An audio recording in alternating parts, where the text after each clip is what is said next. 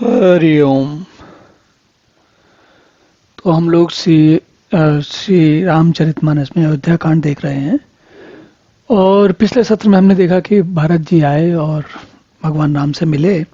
फिर उन्होंने ये भी बताया कि उनके साथ गुरु लोग और बहुत सारे माताएं और बहुत सारे पुरवासी, मतलब अयोध्या पुरवासी भी आए हुए हैं।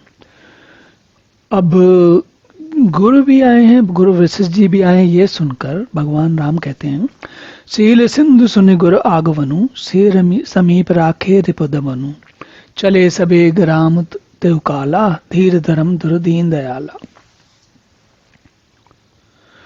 तो जैसे ही भगवान राम को पता चला कि गुरु जी आए हैं, तो उन्होंने क्या किया, सीता जी के पास शत्रुघ्न जी को छोड़ा। उनको बोला कि तुम यहीं रुको। और जैसे ये बात इसलिए विशेष आती है क्योंकि आगे चल के जब रावण सीता जी का हरण करने आएगा, तो उस समय उस आश्रम में दो ही लोग हैं, राम और लक्ष्मण।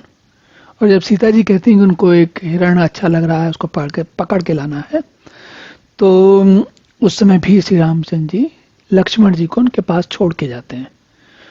तो इस बात का प्रसंगवश बात कही जा रही है कि भगवान सारे काम कर रहे हैं, लेकिन उसके बीच में भी सीता जी का उनका जो है विशेष ध्यान है। अब तो जैसे ही वहां चले, समीप राखे रिपुदमन मतलब शत्रुघ्न। शत्रुघ्न जो शत्रु का दमन करे, जो शत्रु को मिटा दे, वो शत्रुघ्न। जैसे कृतघ्न जो कृतज्ञता को मिटा दे, वो कृतघ्न। जो शत्रु को मिटा दे, वो शत्रुघ्न। और उसी प्रकार उनका शत्रुघ्न का दूसरा नाम है रिपुदमन, जो रिपु मतलब शत्रु को मिटा दे। चले सबेग राम ते काला, धीर धर्म धुर दीन दयाला। अब भगवान राम जो है साधारण ऐसे नहीं कि धीरे धीरे चले आ रहे हैं गुरु जी से मिलने के लिए, बल्कि बहुत वेग से उनकी तरफ गए, चल पड़े। गुरहि देख सानुज अनुरागे, दंड प्रणाम करन प्रभु लागे, मुनि बरधाई लिए उरलाई, प्रेम उमगित बेटे दो भाई। जैसे ही गुरु जी के दर्शन किया तो लक्ष्मण सहित भगवान राम ने उनके दंडवत प्रणाम किया। और मुनि वशिष्ठ जो है, मुनि श्रेष्ठ, वो तो भगवान को समझ चुके हैं कि भगवान है ये। तो मुनि वशिष्ठ जी ने दौड़कर उन्हें अपने हृदय से लगा लिया, क्योंकि जिसको ऐसा अवसर मिलता है वो भगवान को हमेशा अपने गले लगाता है। तो वही मुनिश्रेष्ठ ने किया। मुनिश्रेष्ठ ने वो तो सब समझते हैं। प्रेम पुलक केवट कही नामू, कीन दूर ते दंड प्रणामू, राम सखा रिस बरवस बेटा, जनु मही लुटत स्नेह समेटा। देखिए तुलसी जो है, ये बात विशेष है। देखिए दोबारा बता रहे हैं, हमारे समाज में आज और समय समय पर ऐसी बहुत सारी भ्रांतियां फैल जाती हैं, जिससे लोग बाग एक दूसरे के लिए कष्ट का कारण बनते हैं। जैसे क्या कहते हैं कि भाई कुछ लोग जो हैं अस्पृश्य हैं, निचले समाज के हैं, अछूत हैं इत्यादि। लेकिन तुलसी भी कह रहे हैं और आज भी कहा जाता है और पहले भी बहुत सारे लोगों ने कहा है, ऐसा काम अछूत हैं, अस्पृश्य हैं, या जो भी इस तरह की बातें हैं, वो केवल कम बुद्धि वाले लोग करते हैं। समझदार लोग ऐसी बात कभी नहीं करते। क्योंकि अंतर देखिए, अभी कुछ क्षण पहले ही निषाद और भरत जी और शत्रुघ्न जी उनको राम जी को मिलने गए थे। उनको बहुत देर नहीं हो गई है, लेकिन लौट के जब आ रहे हैं तो निषाद ने पुनः समाज की अपनी जो मर्यादा है या जो परिपाटी है, उस परिपाटी को प्रश्न। अलग बात है कि वैसा क्यों है, लेकिन एक बात समझिए कि निषाद राज अपना काम अपने हिसाब से कर रहे हैं, बिल्कुल उसमें कोई कमी नहीं देख रहे हैं। क्या कहते हैं, उन्होंने दूर से अपना नाम लेके फिर से वशिष्ठ जी को दंडवत प्रणाम किया। अब हमने देखा था जब पिछली बार जब ये लोग पहली बार भरत जी और सब लोग पहुंचे थे, निषाद राज उनसे मिलने पहुंचे थे, तब भी निषाद राज ने वही किया था, दूर से दंडवत, नाम बताया कि भाई मेरा नाम फलाना है, जिससे उनको ये कोई ऐसी ये ना हो, गलतफहमी हो जाए कि भाई गलती से मिल लिए। तो उन्होंने अपना नाम बताया कि मैं कौन हूँ। ताकि वशिष्ठ जी समझ जाएं कि भाई किससे मिल रहे हैं। लेकिन उसके बाद भी पिछली बार जब मिले थे तब भी वशिष्ठ जी ने उनको गले लगाया था, और इस बार भी श्री वशिष्ठ जी ने राम सखा ऋषि भरबस भेटा, राम के भगवान के सखा हैं ये जानकर ऋषि ने उनको भरबस उनको अपने हृदय से लगा लिया, फिर से लगा लिया। ऐसा इसलिए कहा जाता है क्योंकि समझदार लोग वो समझते हैं इन हम लोग सामान्य, जो सामान्य जनता, सामान्य प्रजा होती है, सामान्य व्यक्ति होता है, वो जो कुछ नियम उसको कहीं बताए गए, कुछ समाज में बन गए, उन्हीं में उलझा रहता है। और ये जब ये सामान्य की बात हो रही तो सामान्य उसकी बात हो रही है जो कि समझदार नहीं है, जो बुद्धिमान नहीं है, जो ज्ञानी नहीं है। उसका हम जिन्हें वर्ण कहते हैं कि ब्राह्मण, क्षत्रिय, वैश्य इत्यादि, उससे कोई मतलब नहीं है। यहाँ बात केवल ज्ञानी और अज्ञानी की है। तो जो ज्ञानी है उसके लिए सारे लोग एक जैसे हैं, और जो अज्ञानी है वो किसी भी वर्ण का हो, उसकी तो चेष्टाएं या उसकी हरकतें तो वैसी ही रहती हैं। और इस बात से हमें समझ लेना चाहिए कि जो लोग भेदभाव करते हैं उनकी क्या स्थिति है। अब आगे चलते हैं तो कहते हैं रघुपति भगति सुमंगल मूला, नभ सराहि सुर बरसहि फूला, ऐसा मन निपट नीच को नाई, बड़ वशिष्ठ सम को जगमाई। श्री रामचंद्र जी की भक्ति सुंदर मंगलों का मूल है। इस प्रकार का की बात कह के सारे देवता जो है आकाश से फूल बरसाने लगे, कहने लगे बड़ वशिष्ठ सम को जगमाई, और ऐसा मन निपट नीच को नाई। तो देवता लोग क्या कह रहे हैं कि भाई निषाद जो है मछली पकड़ते हैं, मछली का व्यापार करते हैं, तो बहुत जैसा उनका काम है उसमें उनकी स्थिति कोई ऐसी नहीं होती कि बहुत साफ सुथरे रह पाएं या बहुत ध्यान आराधना कर पाएं या पढ़ाई लिखाई कर पाएं, उनका जीवन ही वैसा नहीं होता। तो देवता कह रहे हैं कि निषाद जो है नीच है और वशिष्ठ जो है वो महाज्ञानी है, लेकिन फिर भी जब भगवान जी की, राम की भक्ति है तो दोनों बराबर है। और जय लखी लखनऊ ते अधिक मिले मुदित मुनराव, सो सीतापति भजन को प्रकट प्रताप प्रभाव। जिससे निषाद राज से मुनि वशिष्ठ जो है लक्ष्मण से ज्यादा अधिक प्रेम से मिले, लक्ष्मण से जितने प्रेम से मिले उससे अधिक प्रेम से निषाद से मिले। ये कैसे हुआ भाई? ये तो श्री रामचंद्र जी के भजन का प्रत्यक्ष प्रताप और प्रभाव है। आरत लोग राम सब जाना, करुणा कर सुजान भगवाना, जो जय भाए रहा अभिलाषी, तई तई कह तसी तसी रुख राखी। दया की खान सुजान भगवान जी ने सब लोगों को दुखी जाना मतलब कष्ट में जाना, तब तो जिस भाव से मिलने का अभिलाषी था उससे उसका प्रकार का रखते हुए उसकी रुचि के अनुसार सानुज मिल पल महु सब काऊ, कीन दूर दुख दारुण दाऊ। यह बड़ी बात राम कह नाही, जिम घट कोटि एक छबिराही। उन्होंने लक्ष्मण जी सहित पल भर में सब किसी से मिलकर उनके दुख और कठिन संताप को दूर कर दिया। श्री रामचंद्र जी के लिए कोई बड़ी बात नहीं है, स्वाभाविक है, भगवान है, क्योंकि भगवान तो हर समय हर क्षण उपस्थित है, तो वो जहां उपस्थित है वो सबको मिल गया तुरंत। जैसे जिम घट कोटि एक रविछाई, एक सूर्य जो है सारे अगर हजारों लाखों घर रखे हो तो सब में ये उसी सूर्य की छाया आती, वैसे ही भगवान राम एक क्षण में सबसे मिल लिए। मिल के विटहु मगे अनुरागा, पुरजन सकल सराहाई भागा, देखी राम दुखित महतारी, जन सुबेल अवली हिम हमारी। और समस्त प्रवासी प्रेम मंगकर केवट से मिलकर भाग्य के उसके सामने के सारे प्रवासी जो है केवट के भाग्य की सराहना करते हैं। देखो इसका कितना अच्छा भाग्य है। अयोध्या में रहने वाले जो और उच्च वर्णों के लोग होंगे उनसे तो अधिक अच्छी स्थिति केवट की है। और यही भगवान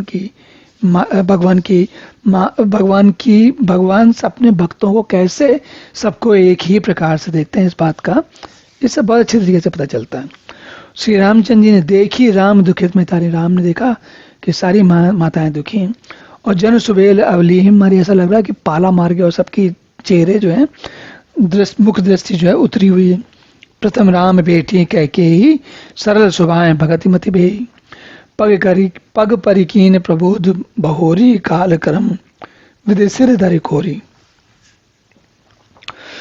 सबसे पहले राम जी कैकेयी से मिले और अपने सरल स्वभाव तथा भक्ति से उसकी बुद्धि को तर दिया, क्योंकि कैकेयी ने जो किया था उसको भगवान ने बिल्कुल अनदेखा कर दिया।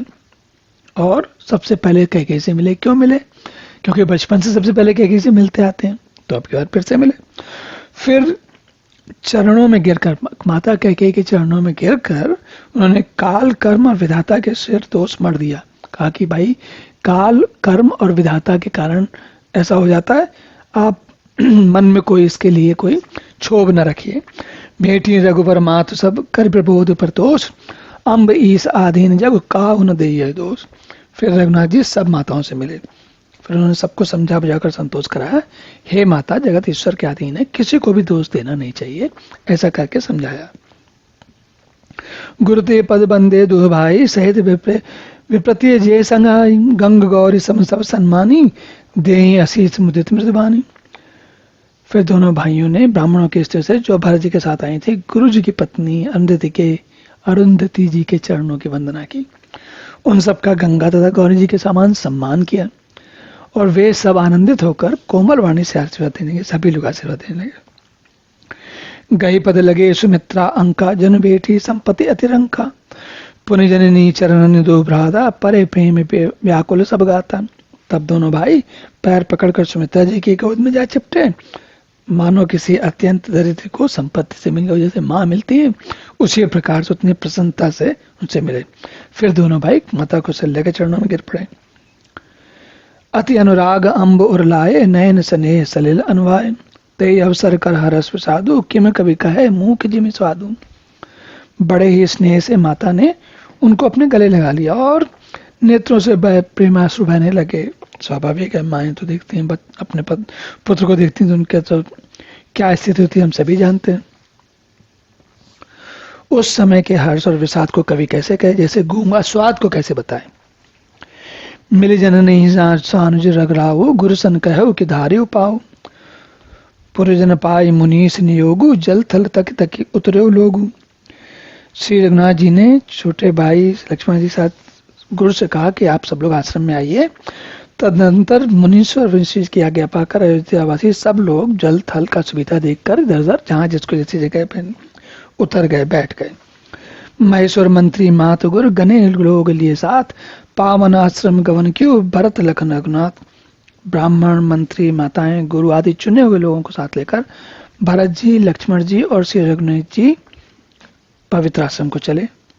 सिय आय मुनिबर पग लागी, उचित असीस लही मन मागी। गुरुपति ने मुनितिन समेता, मेली प्रेम कहीं जाय न जेता। सीता जी आकर मुनीश्वर वशिष्ठ जी के चरणों से लगी और उन्होंने मन मांगी उचित आशीष पाई। फिर मुनियों की स्त्रियों सहित गुरुपत्नी अरुंधति जी से मिली। उनका जितना प्रेम था वो कहा नहीं आता। बंद बंद पग से सभी के, आशीर वचन लहे प्रिय जी के। सासु सकल सब ये न्यारी, मुदे नहन सहम कुश कुमारी। सीता जी ने सभी के चरणों की अलग अलग वंदना करके अपने हृदय को प्रिय लगने वाले आशीर्वाद पाए। और जब सुकुमारी सीता जी ने सब सासुओं को देखा तब उन्होंने सहम कर अपनी आंखें बंद कर ली, क्योंकि सारी माताओं की स्थिति चेहरे मुरझाए हुए। परी अधिक बस मनहु मराली, काह कीन करतार कुचाली। तिन से निरख निपट दुख पावा, सो सब साहिब सो सब सही जो दैव सुहावा। सासुओं की वृद्धिता देखकर उन्हें ऐसा प्रतीत हुआ मानो राजहंसिनियां बधिक के वश में पड़ गई हों। सोचने लगी कि विधाता ने क्या कर दिया। उन्होंने भी सीता जी को देखकर बड़ा दुख पाया कि बताओ कि इनको जीवन वन का जीवन सहना पड़ रहा है। जनक सुता तब उर धरि धीरा, नील नलिन लोयन भर नीरा, नील नलिन लोचन भर नीरा। मिली सकल सासुन सी जाई, तई अवसर करुणा मही छाई। तब जानकी जी ने हृदय में धीरे कर नील कमल के समान नेत्रों में जल भरकर सब सासुओं से जाकर मिली। उस समय पृथ्वी पर करुणा का पूरी सब सारा वातावरण करुणामय हो गया। लाग लाग पग सबन से भेटती अति अनुराग, हृदय असी हैं प्रेम बस रहियो मरे सुहाग। सीता जी सबके पैर अलग अलग कर अत्यंत प्रेम से मिल रही हैं और सारी सासुएं स्नेहवश हृदय से आशीर्वाद दे रही हैं कि तुम सुहाग से भरी रहो, सदा सौभाग्यवती रहो। विकल स्नेह सिंह सब रानी, बैठन सभई कहे गुर ज्ञानी। कहे जग गति मायक गुण नाथा, कहे कछुक परमारथ गाथा। सीता जी और सब रानियां स्नेह के मारे व्याकुल हैं। तब ज्ञानी गुरु जी ने सबको बैठ जाने के लिए कहा। फिर मुनि वशिष्ठ जी ने जगत की गति को मायक कहकर इसमें कुछ भी सत्य नहीं है, ये सब कह के परमार्थ की बातें गई। नृप कर सुरपुर गवन सुनावा, सुने रघुनाथ दुसह दुख पावा। मरण हेतु निज नेहु बिचारी, भे अति विकल धीर दुधारी। तब जो है इस सब के बाद वशिष्ठ जी ने बताया कि महाराज दशरथ अब नहीं रहे। जिस बात को सुनकर रघुनाथ जी को बहुत ही अत्यंत दुख हुआ, और जब उनको ये पता चला कि मेरे इतने अत्यधिक स्नेह के कारण उनका जो परलोक गमन हुआ है, तो धीर धुरंधर श्री रामचंद्र जी भी व्याकुल हो गए कि बताओ ऐसा भी होता है। तो भगवान जो कि ज्ञानी है, ज्ञानी शब्द तो मनुष्य में लगता है, भगवान जो सब जानते हैं। तो भगवान के ज्ञान में और हमारे ज्ञान में, मनुष्य के ज्ञान में क्या अंतर है? मनुष्य कितना भी बड़ा ज्ञानी क्यों ना हो जाए, महा से महाज्ञानी क्यों ना हो जाए, जो भगवान का ज्ञान है, परमात्मा का ज्ञान है, उसका एक अंश ही मात्र ही पा पाता है। वो संपूर्ण परमात्मा के संपूर्ण ज्ञान को मनुष्य कभी नहीं पा सकता, संभव ही नहीं है। हाँ, ये अलग बात है कि जैसे सागर में जो जल की बूंद होती है, उस बूंद में और सागर के बाकी जल में और जल के अन्य बूंदों में कोई अंतर तो है नहीं। तो इस दृष्टि से एक बार मनुष्य परमात्मा को जान गया तो मनुष्य की जल की बूंद और सागर की परमात्मा की जल की बूंद दोनों मिल गई, एक जैसे हैं दोनों। लेकिन फिर भी सागर तो सागर है और मनुष्य तो मनुष्य, बूंद तो बूंद है। कुल से कठोर सुनत कटुभानी, बिलपत लखन सिंह सबरान। शोक विकलति सकल समाजू, मानहु राज अकाजे आज। और वज्र के समान कठोर कड़वी वाणी सुनकर लक्ष्मण जी, सीता जी और सब रानियां, तो ये कठोर वाणी मतलब वशिष्ठ जी की वाणी कठोर नहीं है। कठोर वाणी का मतलब है बात जो है बहुत कठोर है। क्या है कि महाराज दशरथ पुत्र शोक में उनका परलोक गमन हुआ। मुनि बरि बहुरी राम समझाए, सहित समाज सुसरित नाय। व्रत निरंब ते दिन प्रभु कीना, मिन्हु कहूं जल काहू न लीना। फिर मुनि वशिष्ठ जी ने श्री राम जी को समझाया। तब उन्होंने समाज सहित श्रेष्ठ नदी मंदाकिनी जी में स्नान किया। उस दिन प्रभु श्री रामचंद्र जी ने निर्जल व्रत किया और मुनि वशिष्ठ के कहने पर भी किसी ने जल का ग्रहण नहीं किया। भोर बहो रघुनंदन, जो मुनि आज सुदीन। श्रद्धा भक्ति समेत प्रभु सो सब साधुर की। दूसरे दिन सवेरा होने पर मुनि वशिष्ठ ने श्री रघुनाथ जी को जो जो आज्ञा दी, वह सब कार्य प्रभु रामचंद्र जी ने श्रद्धा भक्ति सहित आदर के साथ किया। ये क्या कार्य है? श्री रामचंद्र जी सबसे बड़े पुत्र हैं, तो पिता का जो अंत्येष्टि संस्कार हुआ था उसमें तो थे नहीं वो, क्योंकि उनको वनवास मिला हुआ है। लेकिन जो अब बड़े पुत्र के नाते जब उनको सूचना मिली, तो जो उनको आवश्यक कार्य करने होते थे वो सारे उन्होंने बताए, और फिर उन्होंने भगवान राम जी ने वो किए। करि प्रतिक्रिया वेद जैसे भरनी, भे पुनीत पातक तम तरुणी। जासु नाम पावक अगतूला, सुमिरत सकल सुमंगल फूला। वेदों में जैसा कहा गया है उसी के अनुसार पिता की क्रिया करके पाप रूपी अंधकार के नष्ट करने वाले सूर्य रूपी श्री रामचंद्र जी शुद्ध हुए। जिनका नाम पाप रूपी, जिनके नाम से पाप जल जाता है, वो भगवान ये सब माया कर रहे हैं। शुद्ध सुभय साधु समंत अस तीर्थ आवाहन सुसर्जस।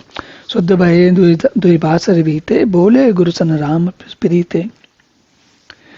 तो श्री रामचंद्र जी शुद्ध हुए। साधुओं की ऐसी सम्मति है कि उनका शुद्ध होना वैसे ही है जैसा तीर्थों के आवागमन से गंगा जी शुद्ध हुई। क्या बात है, सही बात है। इसी प्रकार से श्री रामचंद्र जी तो नित्य शुद्ध है। उनका क्या है,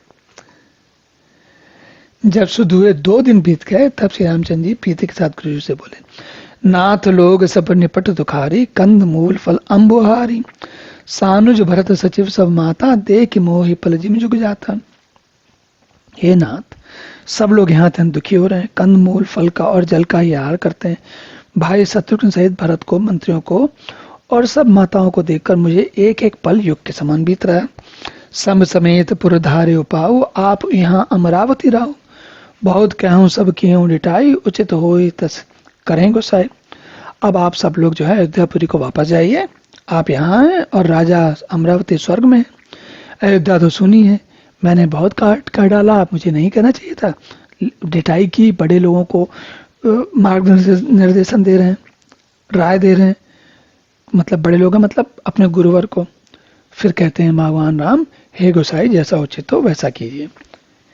धर्म सेतु करुणायतन, कस न कहा असराम। लोग दुखित दिन दुई दरस, देख लाओ विश्राम। तो वशिष्ठ जी कहते हैं, हे राम, तुम धर्म के सेतु और दया के धाम हो, तुम भला ऐसा क्यों न कहो। लोग दुखी हैं, 2 दिन तुम्हारा दर्शन कर शांति लाभ कर लें। और भगवान राम की ये बात सुनकर कि वापस जाओ, राम वचन सुन सभय समाजू, जन जल निधि मोह बिकल जहाजू। सुनि गुरु गिरा सुमंगल मूला, भयउ मनहु मारुत अनुकूला। लोगों की दशा क्या हो गई कि भगवान राम कह रहे ये तो कहने वापस जाओ, ऐसा लग रहा है समुद्र में जहाज डगमगा गया, पूरे सब लोग तो डर गए कि ये क्या करना है।